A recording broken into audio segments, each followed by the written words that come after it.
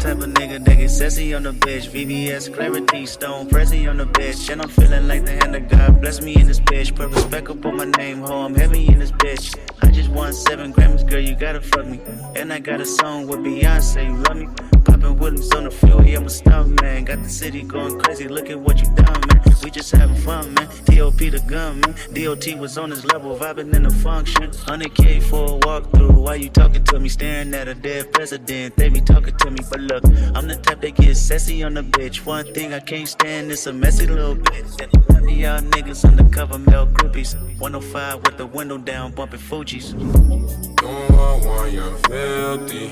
All my flesh hard to kill me. Handsome, say she wanna. Loretta girl, I see why they be talking about you, girl. Auntie. You better walk back there, auntie. Handsome, say she wanna fuck me cause I'm handsome. Dick chillin' with my foolies and we all cool. Hit 'em with the whole fully, we don't argue. You ain't hopping out on a mission, man, that's awful. You ain't counting money, checking chicken, man, that's awful. And I got a car full of them female fossils. Little baby, act a fool with it, take a job full. I be trippin' sauce too, I done took a loss too. I done fell on my pocket, that's just what a boss do. Ain't nothing to a full-time player on the deep end. Always on the deep end, I'm ballin' on the deep end. My H boom boom said he callin' on the deep end. I'm a pledge to the soul dollar with allegiance. But I'ma get sassy on the bitch, hit her with the wheel. Yeah, babe.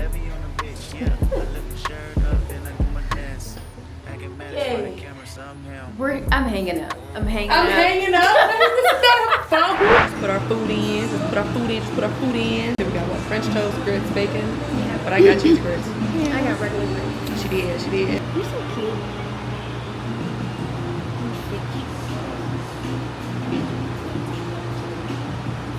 People ask us all the time, like how we met, how this whole situation happened, and I think it's like really important to discuss the before that, because we couldn't have met and none of this could have happened if we didn't do the mental, emotional work on ourselves to be prepared for each other. Because a lot of times y'all be walking into people's lives and y'all be ready for them and y'all be messing up stuff. Like, don't come in my life if you're not prepared. Leave me alone. First of all, I feel like she manifested me, but that's a whole other story, and that's a whole other story 10. But we were talking about like the early parts of our dating and like feelings and how we felt, because if you don't know the story, she slid in my DMs. Girl. Okay, if y'all want to know, we'll give y'all the story. Let us know in the comments if y'all want to know the actual. If y'all want to know the story, you let us know. You let us know. Ooh. Thank you. I put a puree in there, peach puree and peach schnapps. Thank you, man. Oh yeah, this finna hit. This peach roast. Cheers. Okay, hold please. It's juice, guys. Juice.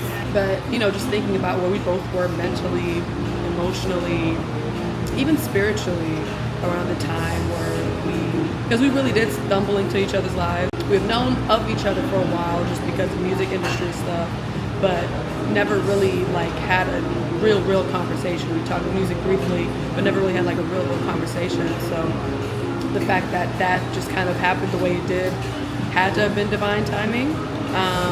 And you know, some of my friends and some of her friends are still single, and so you know, we'll have conversations where they're like, oh, you know, I just want someone, blah blah. And we're like, okay, well, what work have you done?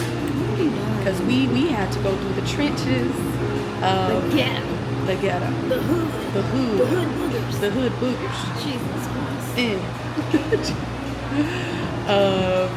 Just truly working on ourselves, breaking things down, figuring out, you know, certain triggers that we know about so we can work on those beforehand, because there's been times I've been triggered in our relationship and she's been triggered in our relationship, and we have done the work enough to sit and be like, okay, this isn't directly coming from you, or this isn't directly coming from me, for lack of better phrasing, but this feeling feels familiar, but it's coming from a different person. Okay, why does this feeling feel familiar?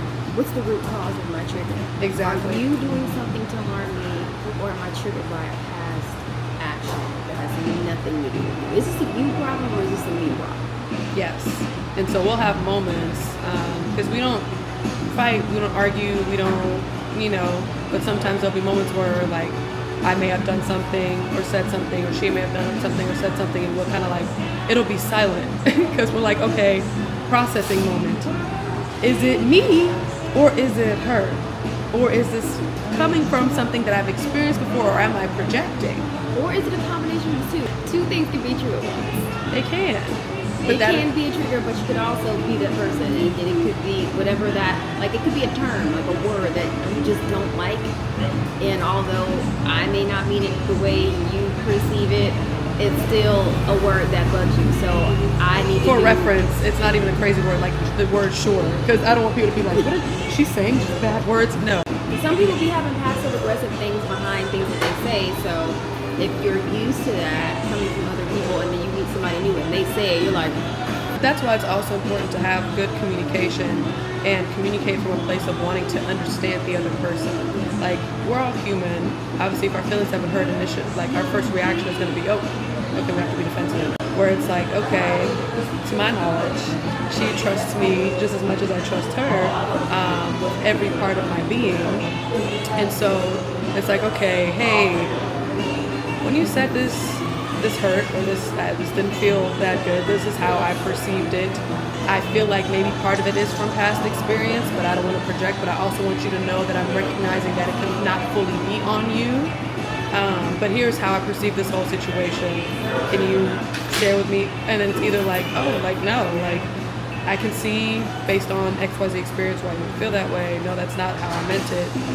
That's just, or whatever said situation might be. I can't even think of an example right now. But that is how we choose to communicate with each other, because it's still showing that you care about the person even when you're hurt. You know what I'm saying? And I feel like that's a lot of times, or that's an issue that can happen a lot of times in other relationships with other people, is when you get mad at them, you have to don't love them anymore. And it's just like how I is feel this like conditional right now? Right. I feel like certain people will like withhold kisses, withhold touch, withhold talking, withhold all these things because they're mad. But it's like that's still your partner, that's still your person. So like, do you love them or not? Because people are doing that stuff. We're human. But is this love unconditional or conditional? Because I love you still, even when I'm hurt or upset. I still love you. The reason why I'm so hurt is because I love you. Right. It's like knowing the difference. And knowing how you love people. I feel like it's really important when you're doing your self-work to understand your faults and where you added to your past relationships. Accountability is so important. And if you can't even look at yourself in the mirror and be like, you know what, I added to that. I did this. I was petty when I said that. I didn't have to do that. Like, knowing even just those small things and being able to acknowledge them in the moment when they happen is so important, because if you go into a relationship, like if I had gone into a relationship with her and not been very aware of my Sagittarius petty moments, because I don't do that. I was gonna say, I feel like I don't really even experience that. I haven't done it in a long time, but I Because you don't need to, because you with a real one now, yay. Yeah. But like, I feel like if it was me, like 10 years ago, Saggy would have been like, bitch, it's up, it's up, okay? But I recognize that about myself, that sometimes I may act in a situation instead of trying to come to a situation where it can be completely, but also know that it can't be one person acknowledging things and the other person is just free ball in life, doing whatever they want to do. A way that she communicates, I don't think I've shared with you before, that I think is really awesome, is like if something happens or we disagree about something, she will literally verbally say, I don't think I want to say what I'm feeling right now because I want to make sure that that is what I actually want to say. And I'm like, I can't do nothing but respect that, because there have been times where I might say something out of emotion and it's like, maybe if I would have taken just a little bit more time to like actually process that. So I think it's really great that you do that, because it lets me know like, hey, I'm trying to see everything from both sides, but right now my emotions are still kind of high, so therefore I don't want to say something to add fuel to the fire, if that makes sense. I don't like to communicate when I'm really like bothered. And you gotta also let people process how they process. Like, don't rush a person into a conversation before they're ready to talk about something, because they haven't had a chance to process. They haven't had a chance to work through that, if it's a me problem or a you problem. And sometimes that takes other people longer than the other. Like, she may be short with getting to it. She wants to talk about it right now, and I don't want to talk about it right now. I need like 30 minutes. Give me a beat. And I feel like a lot of people don't talk about it. Like what you could really literally just do is be like, Hey, else match my jacket. Sorry. Squirrel. squirrel. Sometimes it's nice to just be like, hey, I need like 30 minutes. Give me like even if you have to put a time on it to be like, hey, this is what I need. But that also comes with trust. That also comes with trust. Because I've always been the person that processes things faster in all of my relationships. And so in the past, like several relationships ago, I can't even say that because at that time that was shitty communication anyways. But like in previous situations when it's like, okay, I think I might need more time, or even if I happened to ask for more time, there was always like anxiety around that, whether it was from myself or from the other person. And I feel like it came from me because a lack of trust was there, you know. So I know that if she's saying that she wants to take time to settle her emotions or figure out what her emotions are, it's because she wants to come back so we can have a moment of understanding, not so she can process what I may have said or may have didn't say, depending on what the situation is, and then come back and be ready to point fingers or be ready to have a point to prove. You know what I'm saying? Where it's like, oh, and she did say that. You know what? No, I'm gonna, you know. So it's not that. It's like, you know, okay, I'm gonna think about this. Let me come back so we can have an actual conversation. So I don't feel like love should ever have like points to prove. we getting real deep now, but we gotta give the people something else from some other videos. Okay, we gotta give it from some other videos. I was just saying. I agree with you. I agree with you. It was a bar. It was, but we getting real deep. And don't worry, she gonna be back on the vlog. You know what I'm saying? She gonna be back, but our food finna get here, so y'all know we gotta do after that. Okay, First bye. of all, if y'all want us to start our own channel like together, let us know. 75 hard has never worked for me.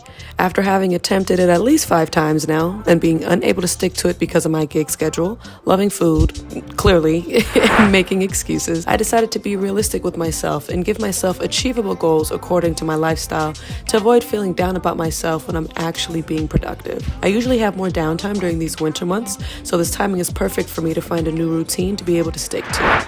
I'm big on making things fit for how they make sense for me, especially if I've already tried to do it everyone else's way first. 75 days from now, it'll be my birthday, so I'm also super motivated. Here are my 75 Shmedium rules. Out of the bed by 9 a.m., in the bed by 1 a.m., eating clean, so no fast or fried foods, 1 workout and 1 minimum 15 to 20 minute outdoor walk, 3 liters of water daily, no food or snacks after 8 p.m. because I love me a good snack, 30 minutes of an audiobook or reading, and taking a progress picture every week. The book I'm currently reading is called Think and Grow Rich, and even though I'm only 2 chapters in, it has already started to help me with restructuring my brain. This book is all about manifesting the things you desire to actually happen in your life by understanding the power your brain and thoughts have. You can manifest being poor and having a miserable life just as much as you can manifest being wealthy and living the life you desire. Your brain and subconscious mind is going to take on whatever you give the most thought to. So if you want to be in a different place than where you are right now, you have to learn how to retrain your brain and its thoughts.